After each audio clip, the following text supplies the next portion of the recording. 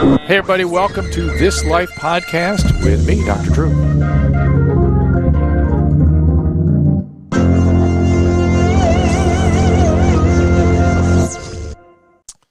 And welcome, everybody. Thank you all for being here. We appreciate it. Don't forget to keep the wind in the sails of the various ships we're trying to keep afloat here. Check everything out at drdrew.com. And, of course, today's sponsor is Simple CBD. We appreciate this is your Dr. Drew-approved products. We try to keep it just to that here, so I can stand by the things that we say. drdrew.com/socialcbd to support our new sponsor.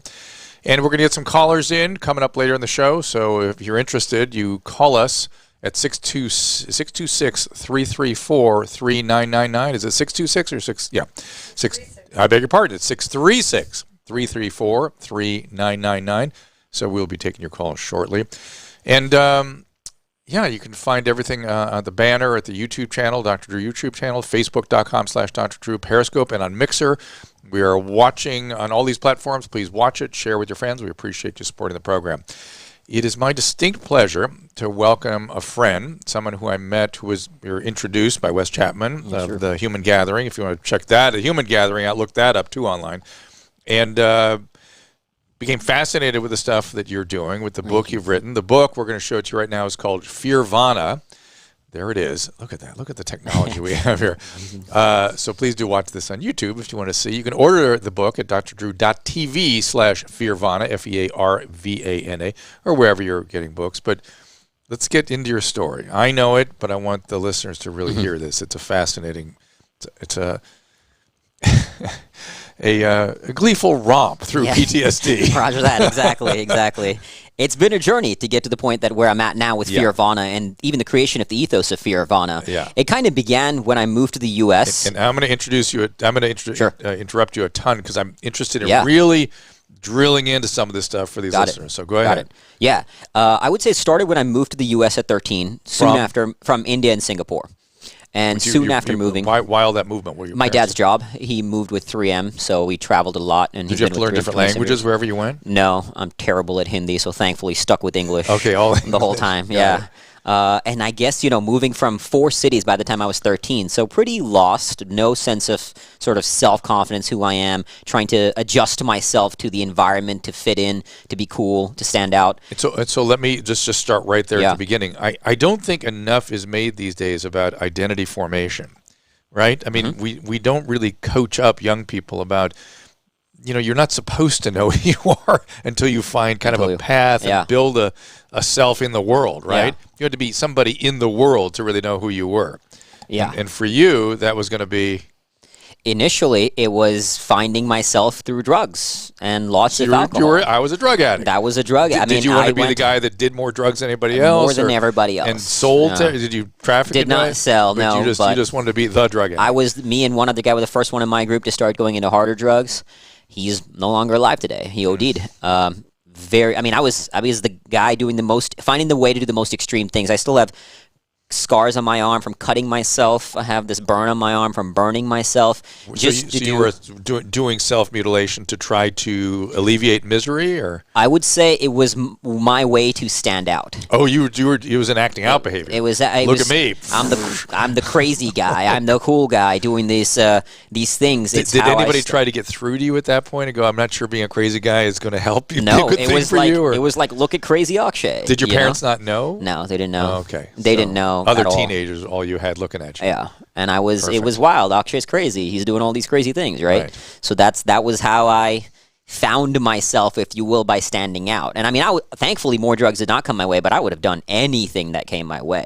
Anything. Do you think you were depressed or trying to regulate some emotions? Or? No, not depressed. I had a great childhood. Fantastic parents. Could not have asked for better parents. So you're just good schools. Straight up drug addict. Straight up drug addict. Exactly. Exactly. Found that. I always think that and again, I don't blame my friends because I can take responsibility for my behavior now, but ultimately a kid is very much at the effect of their environment. Of course. Right? And so... But some kids are affected certain ways. Exactly. You were somehow set up for it. There's a lot of things about you that are unique and interesting, and they don't know yet. Our listeners don't know yet what I'm talking about. So I'm going to drill all that. So go ahead, keep going. Yeah, so got down this path for about a year and a half.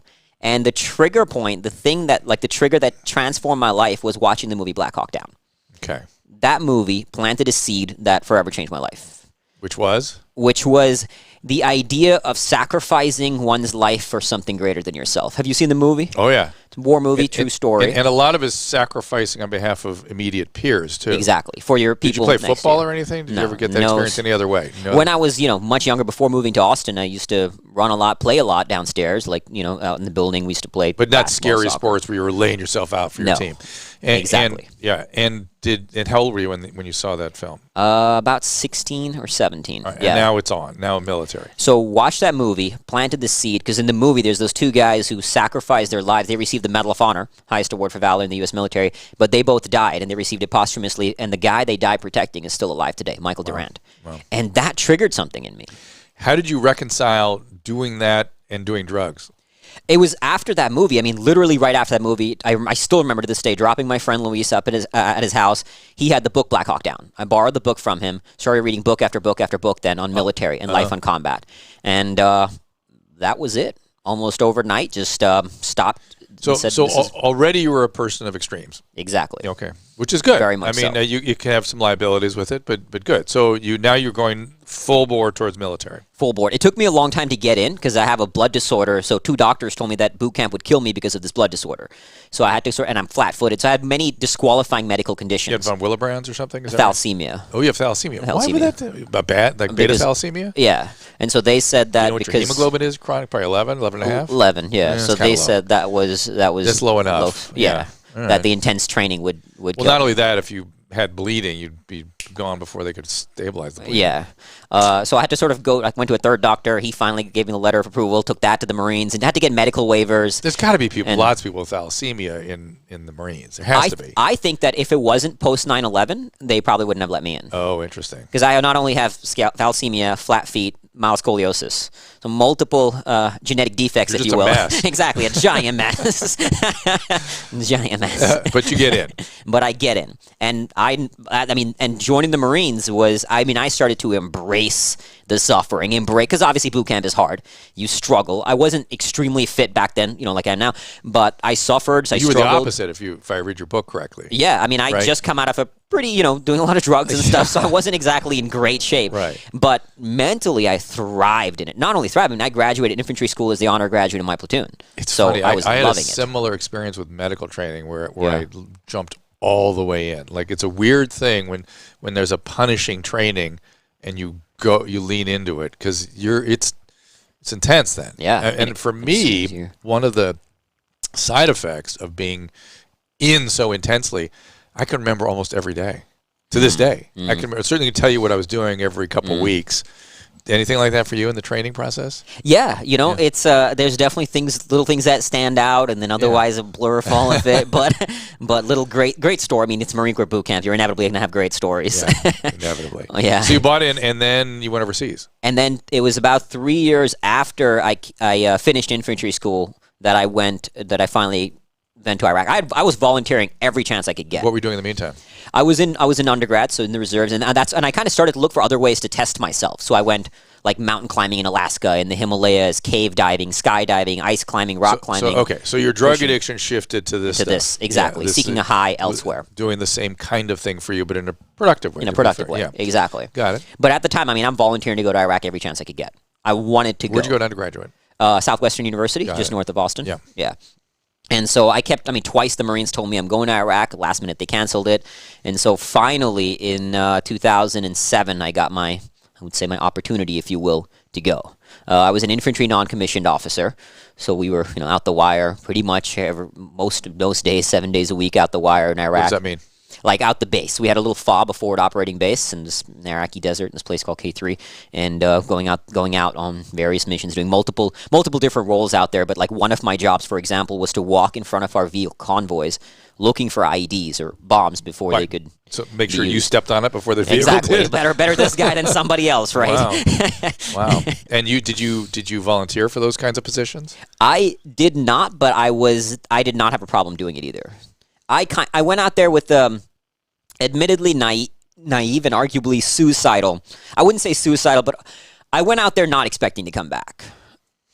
I went out there that I could not have cared less whether I came back or not. I'd had no plans when I came back because I'm like, what am I going to do now with my life? And the reason being is because, as I said, I was volunteering every chance I could get to go to Iraq when I came to my unit, and I was volunteering with a buddy of mine, this guy Corporal Jacob Neal, and we became close in the unit. Volunteered every chance we could get. Twice the Marines told us we're going. Last minute they canceled it, and we used to train together. So when we trained together, though, I would beat him by like maybe a few seconds on a run or a few points on a rifle range, and so we became very close. One summer, while I was out vacationing in India, he finally found a unit to go with. And because he was a good Marine, he was promoted to corporal. And he was hit with an IED, and he never came back.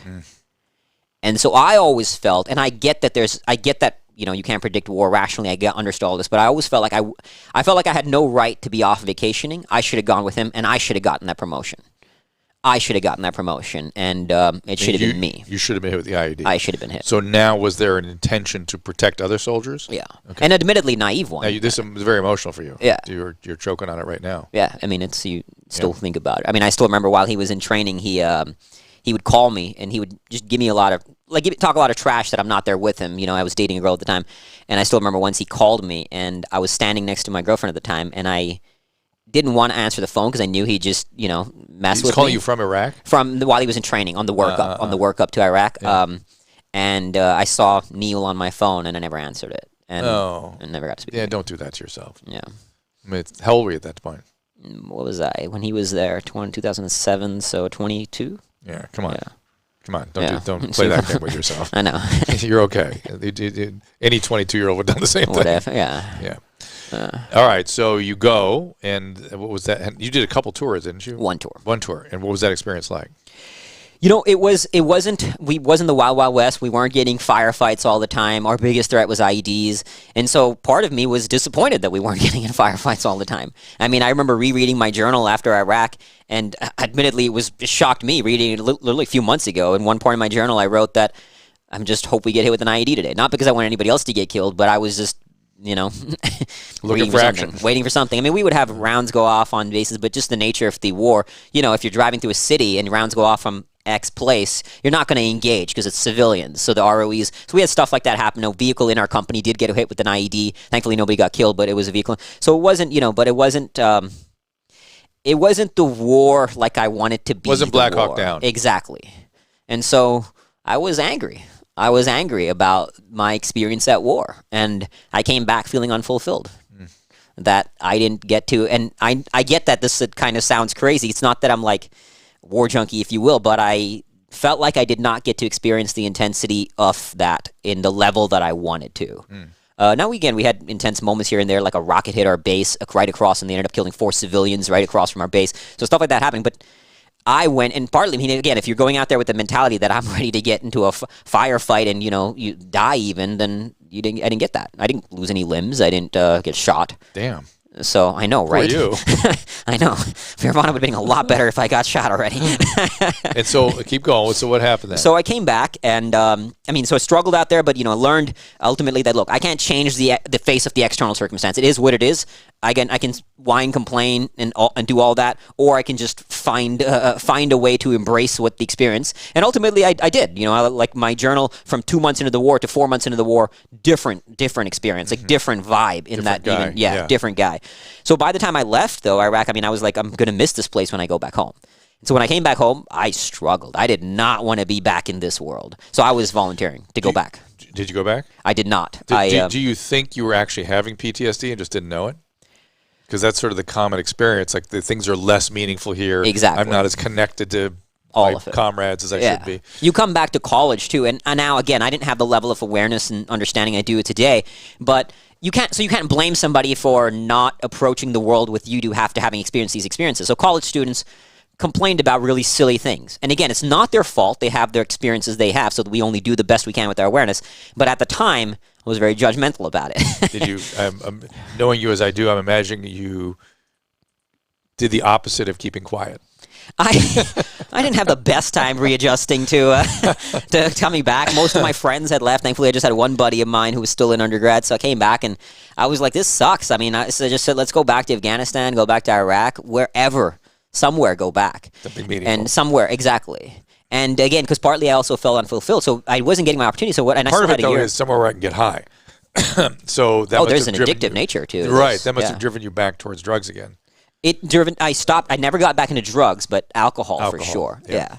And I mean, that's what actually had me go to journalism school, though, because I got my master's in journalism with the intention to go to war as a war photographer, a war journalist. Interesting. I figured in the Marines, there's as much as I love the experiences, you don't have a lot of freedom to do what you want. You're told what to do. You got to do it. And so I thought I'd go back to war, but at least I have the choice in how I experience it. Yeah. How come that didn't happen? I met my now ex-wife, but I met my wife at the time, and war journalism is not exactly a conducive lifestyle no, to. She didn't sign off on it. I get it. Which was fair, and I had no clue really what I wanted to do. So I was like, okay, we met and decided to get married, and was kind of trying to figure out what next. Keep going. What happened then? So I got a corporate job for a year and a half. Hated it, but the day I signed up for that job was the same day I signed up to go spend 1 month dragging a 190-pound sled 350 miles across Greenland. What? In like minus 40 degrees. What? Because I was seeking other avenues You're looking to get for the that. high again. Looking for not just the high, but a life of simplicity. Challenge and simplicity. None of this War sounds is simple. Life is simple in a war zone. This life is complicated. This is something I've never heard you say. So I'm not sure simple is the right word, because as somebody who's not been to war, simple strikes the ear very strangely. I'm wondering if it's narrow or focused is more a better way, because things can get pretty complicated. I understand what you mean in the nature of war, but it's simple in the sense that, like, as a non-commissioned officer, you hit certain times leading Marines. I get it. Again, I'm searching for the right language. I'm going to say this word. It's not nearly adequate. Your role was specified and simple, and you had to just do it and repeat it. You wake up, here's your brief, you go out on the mission. The sled. You do the mission. Exactly. Pull the sled. Exactly. Your mission is assigned, you go on your mission, you come back, debrief. Yeah. I mean, all that matters when you're out there is your men and your mission. You're not worried about bills to pay. You're not worried about meeting girls. Everything becomes a complicated issue when you're in this world. Interesting. Because I think in this, because we are going to share with you some really interesting ideas that Akshay has come up with. And it's transformed his life, and I'm trying to figure out how everybody can get access to it. Yeah, and something here is an important thing to drill into. I don't know if it's freedom and structure, freedom and discipline, setting up structure. Because eventually, went through my lows to get here, but now replicating the structures that I had in the Marines, replicating the structures of so freedom across comes Greenland, through structure, through discipline, through structure, through simplicity. Okay. You got to reduce the paradox of choice, right? Too many choices, we don't make decisions. Humans don't like that. Reduce choices, eliminate choices, structured everything. I mean, I have systems for how I shower, systematize everything. So you don't have to think. You don't waste cognitive fatigue, right? You use your decisions when you need it. There's so many different kinds of people out there. For me, when you say that, I immediately get a zing of dopamine, like, oh, perfect, awesome. Reward. But a lot of people will get repelled by that too. Yeah.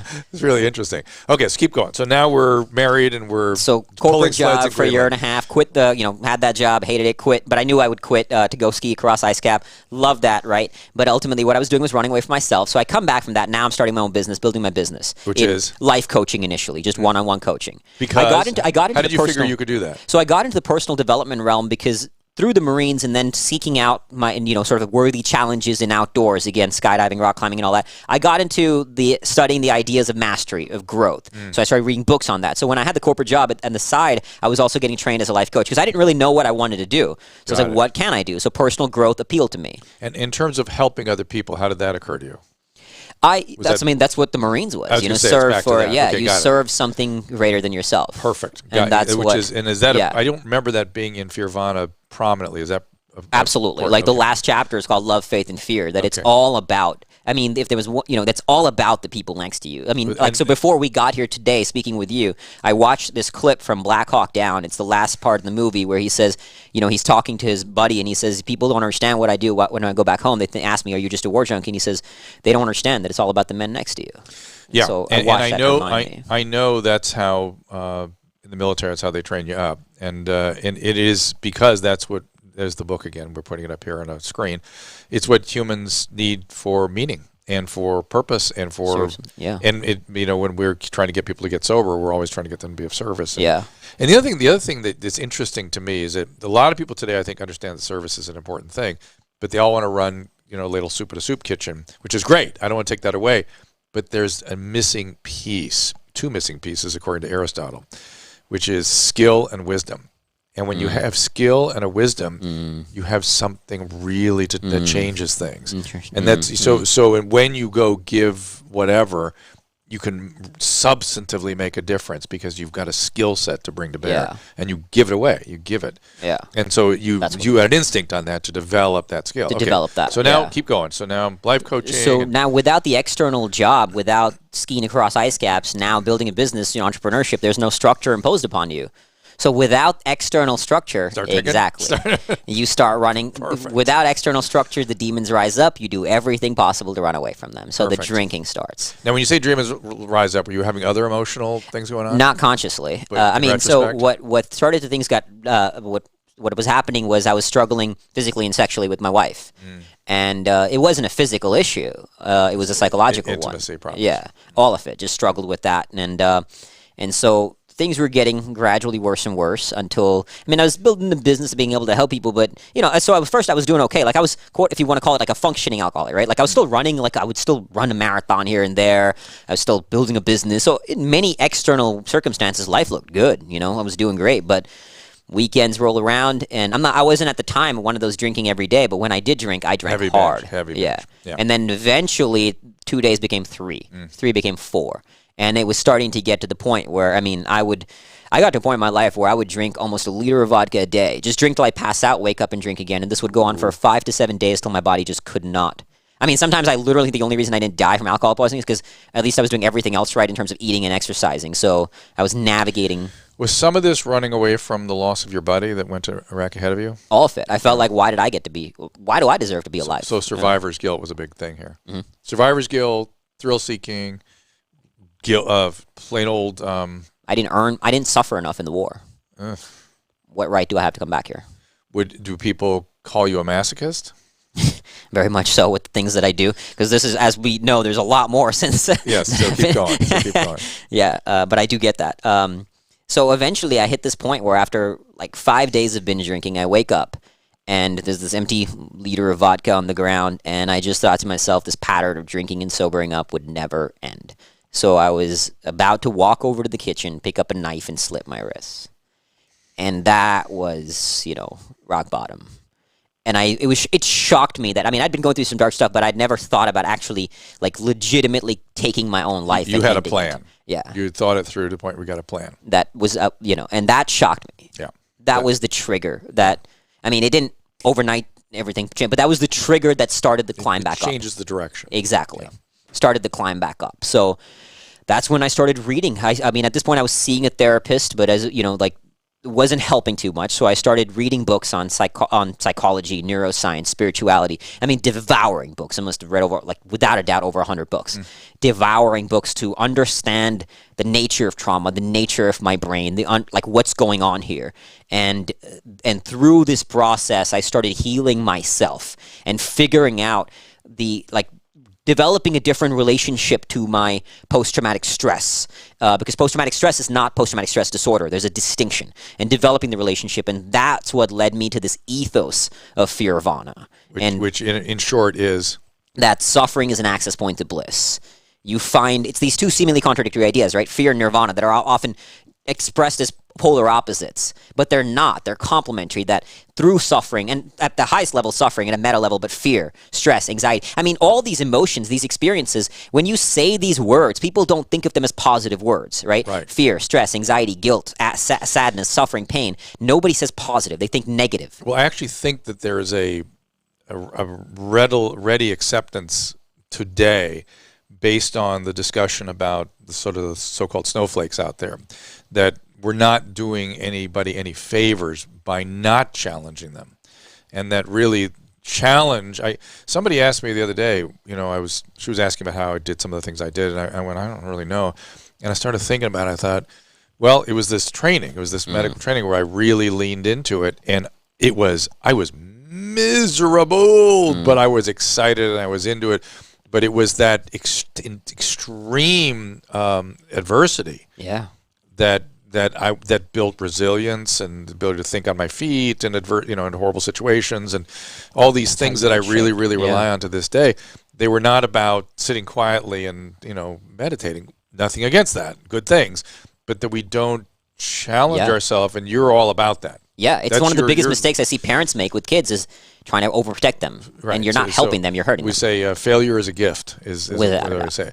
And so your life has been an example of that. So this is one of the things I wanted to drill in today. So it doesn't surprise me you found that as an asset, because it was just an asset you had, Yeah, but it is an asset you could share with other people. yeah. Because a lot of the people don't do it naturally. They avoid it. Too. They avoid suffering well. Suffering well, Hold the exactly. T-shirt out. Get a Suffering picture well. of that shirt if you can, Caleb. Not me. There it is. Let's sit up a little bit, a little higher. Suffer there we well. go. Suffer well is the shirt, which sounds almost monastic. I mean, it sounds like some religious cult is gotten a hold of your head. But tell me more about what you mean by that word. Yeah, the ethos is that, look, one way or the other, you are going to suffer in life. And if you don't seek out what I call a worthy struggle, struggle will find you anyway. How do you not get overcome or shattered by it? How does it not roll over you? How do you keep in a engagement with it to win? So I think there's two kinds of suffering. There's the one that's suffering that life throws at you. There's the other that you're seeking a suffering. Or that we do to ourselves. So That to we're speak. choosing. Like if I'm running a marathon, or I run ultra marathons today. When I'm 50 miles into a run, I'm seeking that suffering. A little bit of a different beast. So I But- do a regular podcast with Adam Carolla, Adam and Yeah. Dr. Drew Show. You guys can find it at my website. But he's always talking about taking cold showers or jumping in cold pools. That's exactly. And just because, A, forcing yourself to do it, B, tolerating it, and C, sort of managing whatever comes with it. Falling in love with because when you train, it's like anything. If you train, I mean, when you work out, your muscles get stronger. If you train your mind and your spirit in the experience of suffering, it teaches you to handle What's suffering that when guy's life name? hits you. What's that guy's name that swims under the ice caps? Wim Hof. Wim Hof. Yeah. That doesn't remind you of his stuff? Yeah, absolutely. And so Absolutely. he's been on to it too. He's just about the cold, but he's the same kind of idea though, Yeah. right? Same thing. So, I mean, I seek it out in multiple forms to embrace it physically, spiritually. I mean, I run ultra marathons today, so 50 miles, 60 miles. Recently, I ran 80 miles around a 0.2 mile loop. And you're not a runner. I'm not a great runner by any Right. stretch. As I mentioned, scoliosis, flat feet, blood disorder, Right. this, that, and the other thing. Right.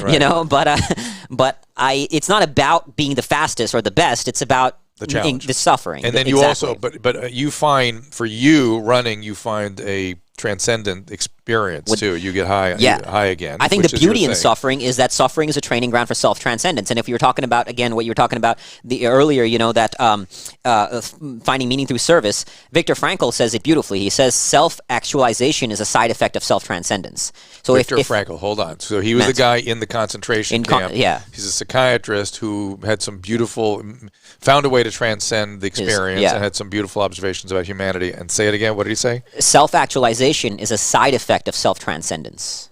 Getting out of yourself. Exactly. Yeah, that makes Transcending sense. yourself. Yeah, that makes sense. So suffering All these principles, is by the way, ground. these principles, I'm sure you agree with me, they're in mutual aid societies, in 12-step, in most religious practices. All the same stuff's around us. Yeah. This is not, but you've discovered a way to drill into it. To frame it in the way to reframe the paradigm through which we view suffering of pain or fear of any kind. I mean, there's so many people out there who say things like be fearless. We live in a world that says stress is the bad guy. Eliminate stress, how to manage stress. We attach words like disorder to stress and anxiety. That's the problem. That's the fundamental problem. Listen, we have lost track of even the good life, right? Because we've gotten confused about happiness, right? We don't even know what we're talking about anymore with that. What does that mean? Yeah, and I've always made the point that it's not euphoria and it's not what we call hedonic happiness that's important, because heroin will give you that, guys. But it's eudaimonic happiness, which is about service and giving back and leading a certain kind of life. But then we get confused. What's a good life? I don't care no matter what your religious orientation is, you'll understand what I'm about to say. I'm not sure Jesus was happy, but he led a good life. You know what I'm saying? That's a good life, right? It had an impact on people. It helped people. He suffered, but it was a good life. So that's how good lives can be understood, not necessarily as fully happy all the time, but as living up to, I'm getting emotional thinking about it. It's weird. Living up to the challenge of the moment in a way that's good for yourself and others. To be, like as Dostoevsky said, to be worthy of your sufferings. To when you will suffer. So I actually define Firvana as the bliss that results from engaging our fears to pursue our own worthy struggle. That to me is the essence. Say it again. Say it again. The bliss that results from engaging our fears to pursue our own worthy struggle. I get it. Is fear the only emotion you're looking at? Fear is the most primal one, right? Like fear, stress, and anxiety neurologically are very similar. similar. But fear is that sort of primal. It's the reptilian brain. It's our response to external stimuli because the brain doesn't care about our well-being, right? It cares about survival. Yes, and so fear is that response. Is this thing going to kill me? Is fundamentally the essence. Well, there are three negative emotions that are sort of primary-ish and move people away, which it's fear, disgust, and misery.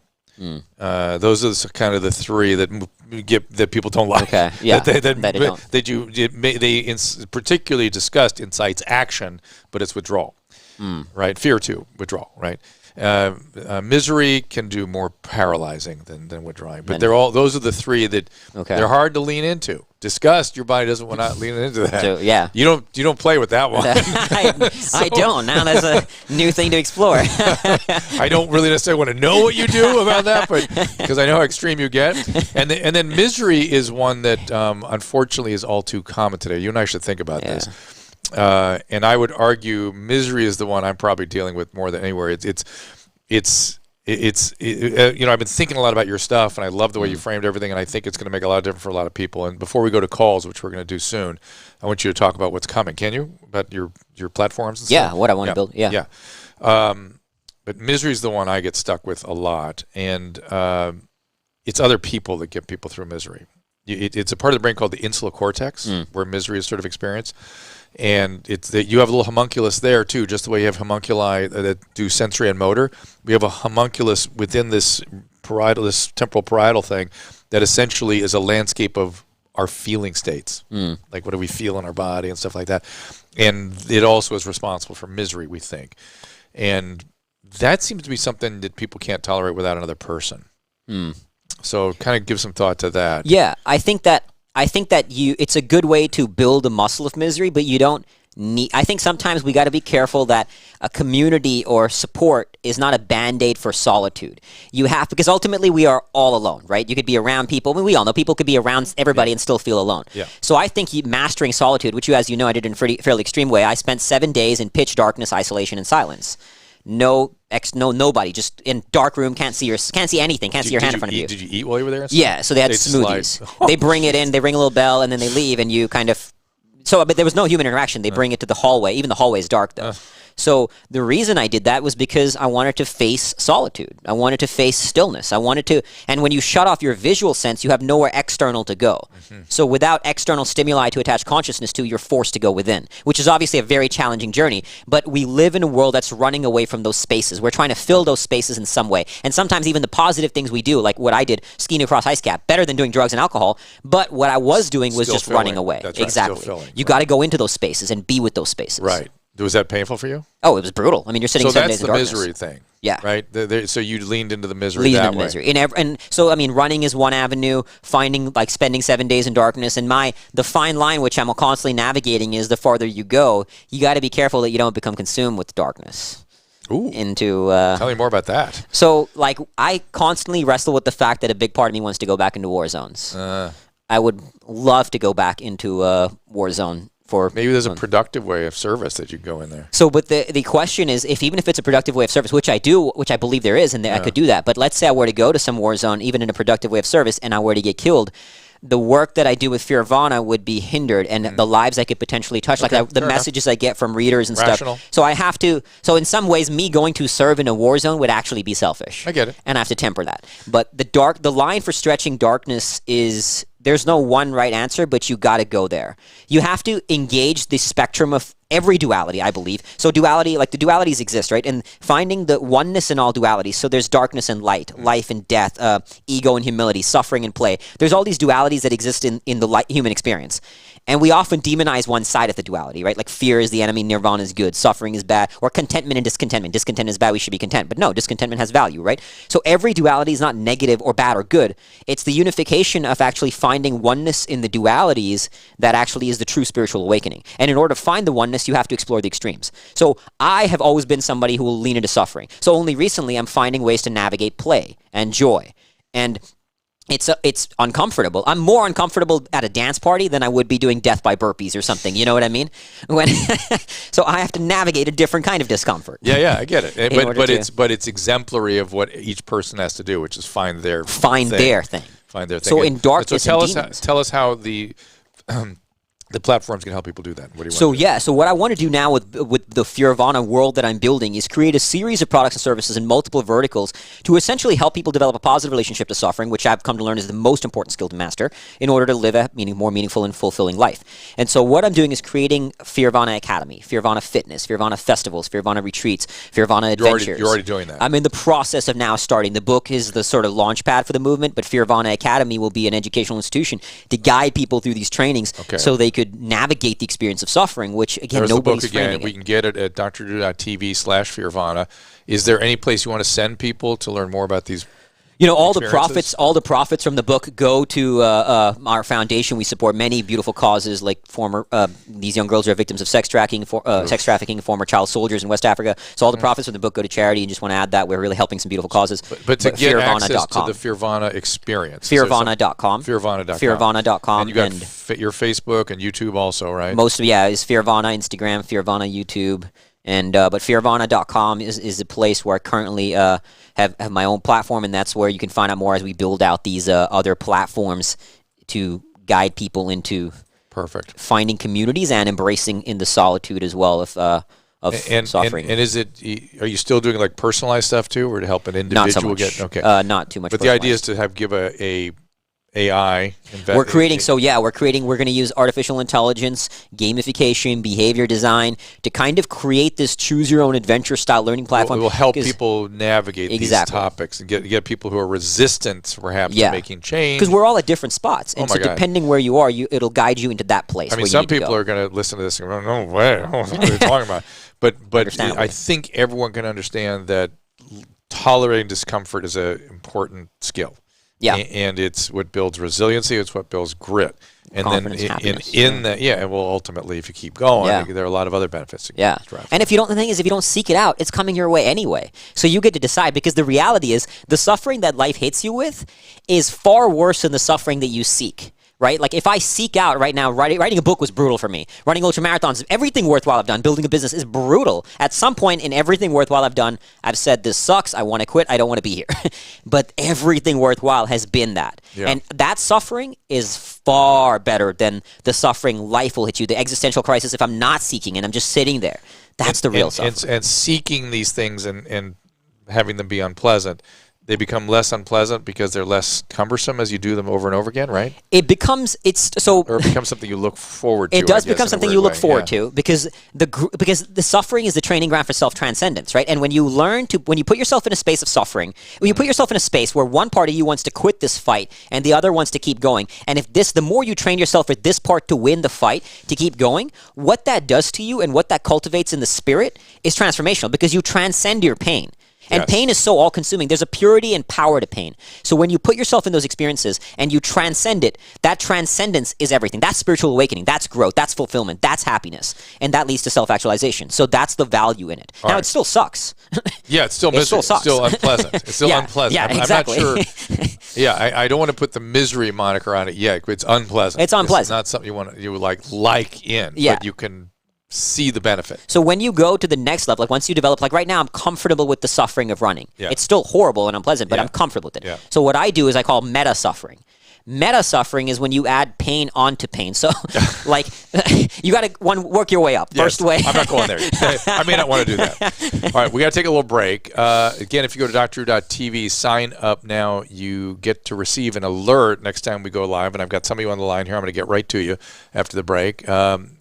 And so let's see. It says I don't spam you. This is my wife writing this. Yeah, me. Oh, yeah. So how do we find the book on drdrew.com, Caleb? We said it several times, drdrew.tv/Firvana. Okay. Okay.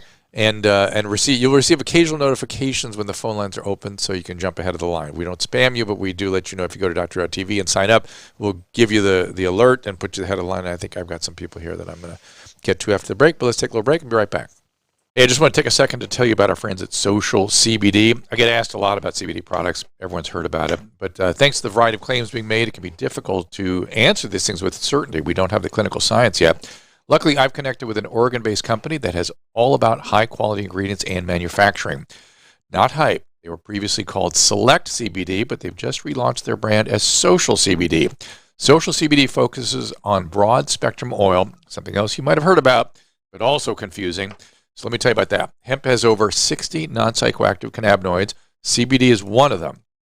Broad-spectrum oil goes beyond CBD isolates and contains additional active compounds that work together to create what's known as the entourage effect.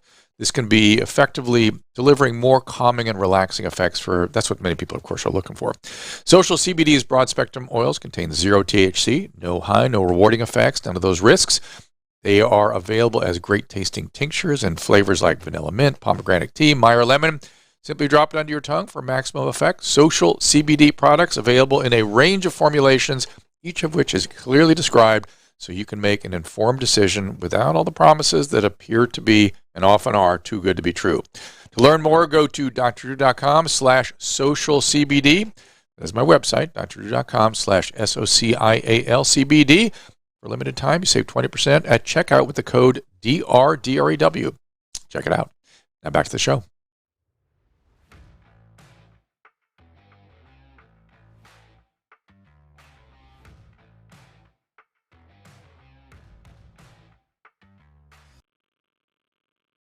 Oh, there we are. Now we are back with Akshay Nanavati. Get your name right. The book is called Firvana. Let's have it up there one more time. And we're going to get to calls, but before we do, there's one thing you said to me just before the cameras heated up and the microphones heated up. You were saying your mom set you up for all this. What did you mean by that? Is she the same way? My name Akshay means invincible. So is she a similar kind of thing? No, my family thinks I'm out of my mind. So you're the only one that's like black sheep, and you've always been like that. To a certain degree, exactly. Because one of my concerns is you are certainly a certain way. And it makes perfect sense to me why you found this and why this speaks so loudly to you. I want to figure out a way to make sure that other people don't find exception in it. Like, that's not me. I can't do that. That kind of thing. Yeah. So I'm hoping far from special. Exactly. I'm not a good. Yeah. Well, but I'm hoping your platform helps just about anybody benefit from these kinds of ideas. Absolutely. All right, we're going to get some calls here. We are going to talk to Grace Ann, if I can get her up here. Grace Ann? Hi. Hey there. What's going on? Hello? Hi. Yeah, hi. So I have a question about PTSD. Basically, I was your normal average girl growing up. I'm 25 now. When I was 19, I was unfortunately on the sidelines of the Boston Marathon bombing, and it pretty much just completely flipped my world upside down. I kind of kept myself together and pretended I was fine until 2015. And then I just had a complete breakdown, and I had to move back home. And since then, I've done EMDR, which helped so much. I've done talk therapy. I did a year of biofeedback, and all of these things really help, but I still get triggered from everything from, seeing mass noises. Shootings on the news or. So let me ask a couple questions. And it's just a couple questions. Did you do? It's just one. Go ahead. Sorry, no, I keep interrupting you. You go. Did you have neurobiofeedback? Is that kind of biofeedback you had? The clicks on either side of your Yeah. And did you see people getting hurt? Is that what was so traumatizing for you? Yeah. So I didn't actually remember all of the things I saw that day because I think my brain blocked it until I did EMDR. And I wasn't physically hurt. No. Right, but you had to witness a lot of horrible things. Got it. Okay. We will each have different ideas about this, so let's each present our point of view. So the way I like to think about trauma is, now when you have acute trauma like that, it's a little different than chronic traumas. It's a little different than childhood traumas. And these kinds of acute traumas do tend to respond very, very well to things like EMDR. And essentially, the way I think about trauma is your body remembering something awful. And your body is, the way we've evolved is such that your body is constantly living it. Even though it may not be in your consciousness, you may not be thinking about it, your body is constantly in the state of trauma that is left. That's the post-traumatic stress disorder or post-traumatic stress that the event leaves you with. EMDR, neurobiofeedback, interpersonal kinds of emotionally focused therapy, very, very effective. And it's not surprising to me that you got better. But it's also not surprising to me that you have some residual symptoms, particularly things like loud noises or seeing injuries. I would think that would be evocative for you. There are techniques to deal with that. Did you discuss any of this leftover symptomatology with your EMDR specialist? Yeah, definitely. It's something that, I'm still working on to this day because I struggle with anxiety and depression and stuff like that. But I just am wondering, is that ever just going to go away? Can I ever just not be paranoid about going into a mall and not worrying about some irrational thing happening? It's a little bit like when people ask me, am I ever going to get over this grief? And what I see, what I find with people with these major life events is they don't go away. They just become, it's something you coexist with, and they don't bother you so much. Does that make sense? Yeah, that makes sense. It's still bothering you, and it's still causing symptoms, and that's why I think you should have some more treatment. But these things, you can look forward to them being far less impactful than they are now. Which is, I'm going to get Akshay's point of view on this, because he has a whole inspirational program that I think might help people like you. So that's why we're talking about this today. So let's see his point of view on this. So yeah, my thoughts on it. Sorry for what you're going through. I can understand the struggle. And like you, I struggled with loud noises when I came back from Iraq. Did not like being in crowded spaces, so I completely get it. And obviously I can't testify to how everybody's going to do, but it has, I wouldn't say completely gone away from me, but I've been able to, I'm still probably more vigilant than the average person, but I'm able to reframe it. So part of it is conditioning yourself in those spaces in a carefully conditioned environment. So like the idea is stress inoculation is one part of it. So exposure. So you're reframing because one of the ways we do deal with, for instance, things like phobias is exposure.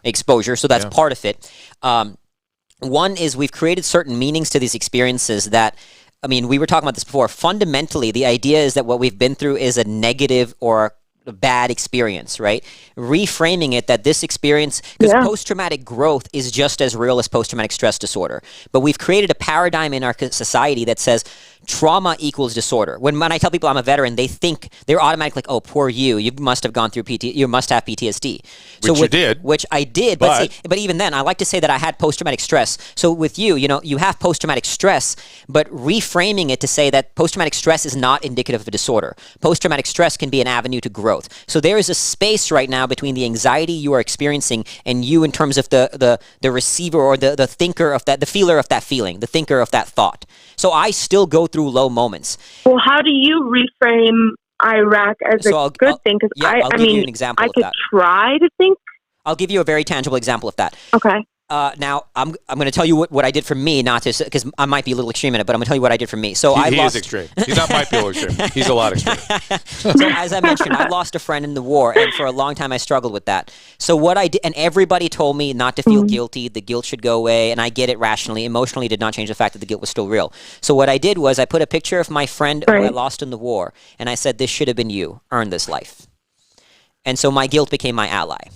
So fundamentally, it's not just transforming the struggle, the trauma that you've been, but using it in service. Dr. Drew and I spoke a lot about service, but now using it. So to this day, just a few days ago, I went through a deep depressive low where I just started crying sitting in my room.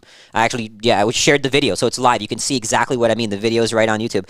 But I was in pain crying. And so you put it up on YouTube? Yeah, you can see me crying right while I was in the pain just because I thought it would be of value to people who are going through pain, to show that even today I still go through low moments. And one of the way I condition it, and this might help again, but I want to offer a caveat that you kind of have to be ready for this. What Don't do this alone, in other words. Yeah.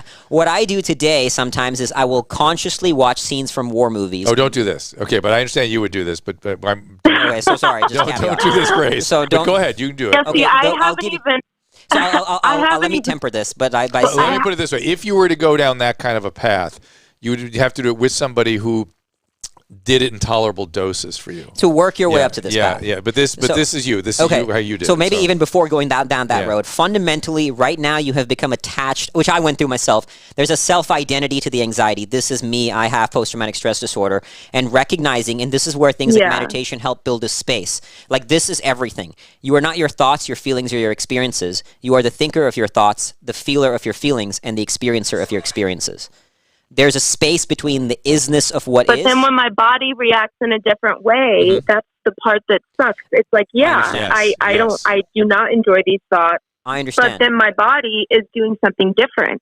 Yes, the body, that's still the reaction. That's where the zone where, from my perspective, a little more treatment would really, really help you. And so I had that too, like could not handle crowds. My body would visceral reaction when loud noises happen. It's like anxiety at a very high level. Let me suggest something that Akshay has he inserted in there, but I think might be the thing for you, which is getting out of yourself by helping other people. So some other means of service where you are doing something. Maybe other people have been injured or something where you're taking care of or offering some service. Do you have any specialized skills? I'm a photographer. Maybe you so could. That's a specialized skill. Yeah, maybe you could think of some creative way of doing things for people, or helping people with really serious challenges with photography. Something that in that zone. That's a very safe thing to be doing, and it really, as we were talking earlier, it really helps people make sense of and diminish the impact of the suffering of things like this. Recognizing and reframing the experience. That's a really good idea. Yeah, sorry. No, go ahead. Yeah, and then maybe a little more EMDR or something, or some sort of, I think more like you were saying, more meditative type stuff. So your body's reactions aren't so unmanageable to you. I know exactly what you're talking about. You know, you go into sort of fight or flight or freeze, or you're all over the place. That can be managed with mindfulness and service is sort of the things that are really safe to do with these kinds of symptoms. I actually worked with a veteran friend of mine who was struggling with severe anger issues after the war. Every time something like little things would trigger him and get severely angry. Now, he was told that anger is a choice, just to stop being angry. And when I told him anger is not a choice, right now you don't control the reaction of a loud noise, the anxiety. These are normal human responses to an experience that you've been through. Yeah. So accepting that there's an isness to this without judging it, right? Okay, so what I had worked with a veteran is like, stop thinking anger is a choice. Right now, in neuroscience and spirituality, both shown we don't control what first shows up in our brain.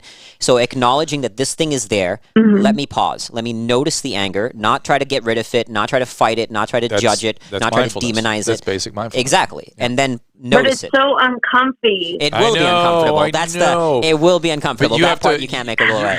But if you're being of service to other people, you will find meaning and something special in this, having had this.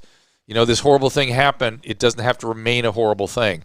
Somehow that experience will be. But won't that be just a distraction from actually feeling the uncomfiness? No.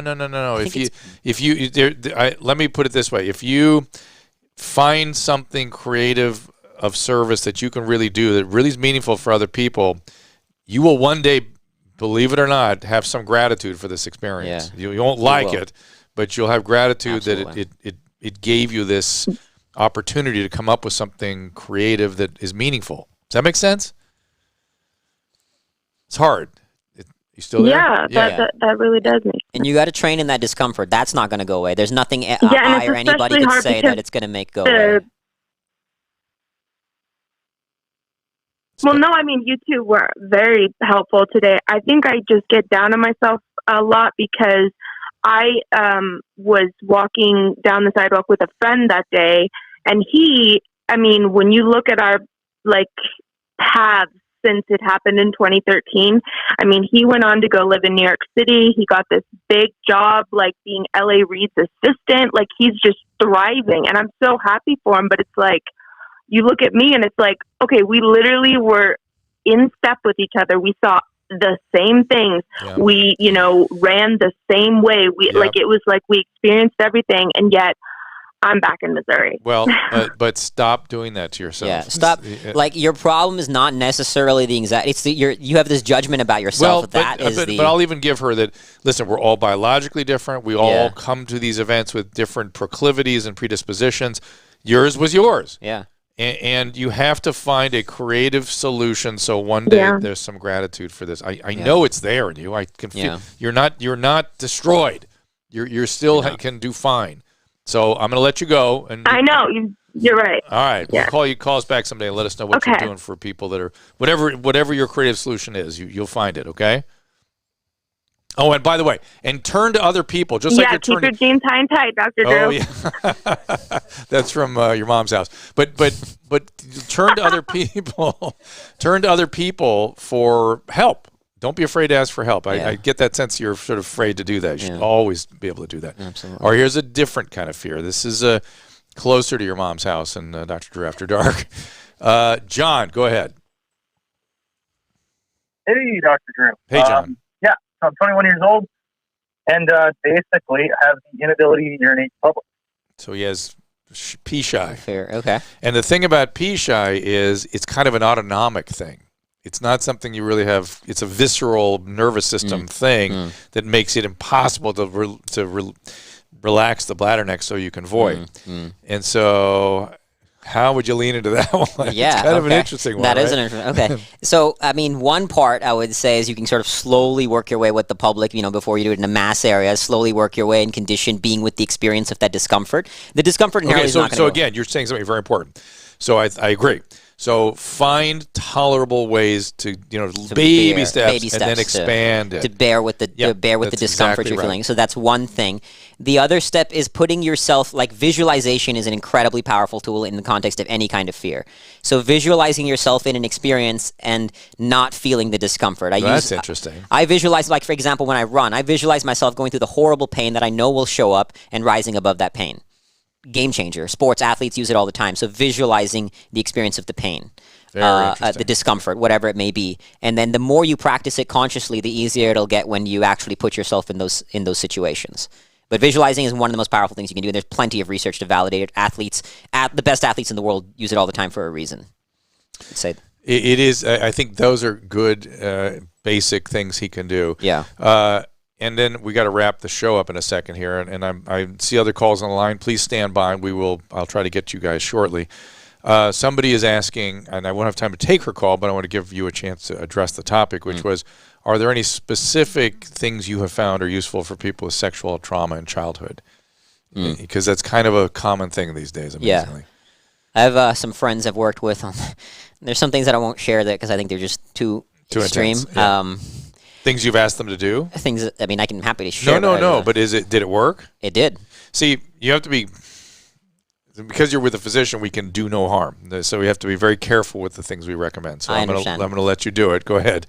I'll share what kinds of stuff have you used? Okay, so I'm going to offer a giant caveat. Well, maybe don't tell us the specifics, but give us it was literally one question I asked her, but it's jarring, and it's not recommended for everybody. So I had a friend who went through some serious stuff, childhood trauma. So you were working with her? We're working with her. So now I want to also add the caveat is she was ready to go to this space that I'm about to say. How did you get her there?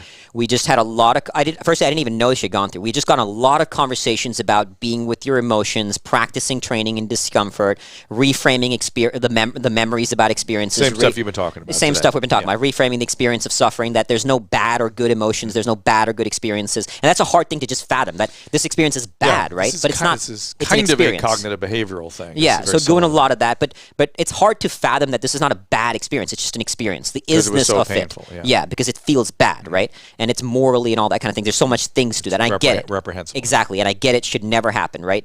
And I also work with young girls who are victims of sex trafficking, as I mentioned. So we've done a lot of the stuff. So with this friend of mine, she was ready to go here. So I'm going to again offer that caveat. We've spoken for hours and hours and hours. And she was getting comfortable with the material more and more. With many of her conversations, and I knew. So I asked her at one point, what if you deserved the trauma you went through? What if you deserved it? And literally her response was like, whoa. Because that's, how can you possibly say that to somebody? What if you deserve that you went there? So as we did this, the reason I asked her that was I asked her after, did some part of you feel like you deserve it? She said yes. Right. Did some part of you feel guilty? She said yes. Well, they feel like they caused it. They feel like they caused it. They feel guilty. Yeah. And my thing, most people would say things like, don't go. Obviously, you don't deserve it, obviously. And on a moral level, obviously. And I'm not saying in a moral sort of higher plane of social existence. I'm saying in the inner level, if a part of you feels like it, go there. So I told her, if you feel like you deserve it, what does that mean about you? What does that mean about God? What does that mean about humanity? What does that mean about morality? Go to those spaces. That night, she was in a dark space. She sent me some messages cursing me out. But she came out, and the first time, she's been married, I think 20 plus years, first time she ever shared what happened with her husband. Because she found the light. But you have to go into those, you have to navigate the demons, confront the darkness, confront the demons. And that's why, I think it was Grace who said, like, it's uncomfortable. You can't take away from the fact. It's dangerous. Yeah, I mean, again, that's why I wouldn't say everybody goes there. You have to be ready to go to this, like at this level, because if you're not, it can send you to some really dark spaces. Yes. And that could be bad. Nobody wants to do that. But you got to be ready. But the point is, you can't, you can get sparks from a book or from a podcast, but at some point you're going to have to confront the discomfort. Like, there's nothing I or anybody can say to them that'll make that go away. Like, Grace said, it's going to be hard. It's going to be uncomfortable. But that's where reframing the experience of discomfort, too, like, that's what Suffer Well is all about. I think what I'm okay with is exploring the idea that you deserve it, not the fact that you deserve it. Not the fact, because the fact is not even, again, on a higher moral level. For instance, immediately, if a child deserved that, exactly what does it say about God, or what does it say about God's doing with you? And it's very confusing, but it's something that I would imagine a traumatized person would want to sort through. I'm saying if you don't feel like it, great. But I'm saying if you do, I'm saying go to those spaces. Yes. If again, when you're ready for it, with big caveat, with supervision, when you're ready. That's why I want to offer. Like, I did this with a friend and I've done this in different contexts with other friends who will say things, and I'll say go to those spaces. But again, you have to be ready. I was ready when it took me a while to get to the point that I went to those spaces that, like, to this day, that's why I told you I break down crying, that I haven't suffered enough and I haven't earned my, to this day, I sometimes feel guilty for being happy because there's too much pain in the world. So why do I get to be happy? It breaks me down all the time. Still navigating that. Let's leave it at that. That's a profound thought to be left with. The book is Firvana. Check it out. I don't think you're recommending things like quite this intense. I don't go that intense in the book. No, I do not. so I can stand by what's in the book. It's more philosophical. The book is more, an entry level. If you have a great question, text it to 984-2 Dr. Drew, 984-T, number 2, DRDREW. That's 984-237-3739. Anytime during the week. And if you're chosen, you'll get a reply next time we go live, and your call gets to skip to the head of the line. Again, check out drdrew.tv/Firvana. drdrew.tv is where you can sign up for all of this. And our friends at Social CBD, drdrew.com/Social CBD. And keep listening. I'm gonna have to go to Florida tomorrow, and then a couple other cities, and then New York. And have a great Thanksgiving, everybody. We'll see you all in December. And do send us your questions. And as I said, we'll notify you first. Miss Producer, did I get all that right? All right, then thank you, Akshay. Really interesting conversation. And appreciate it very much, and we will see you next time. Hey, Dr. Drew here, and this is just a reminder that the discussions here are not a substitute for medical care or medical evaluation. This is purely for entertainment and education. We hope you learned something, but see your doctor, get proper medical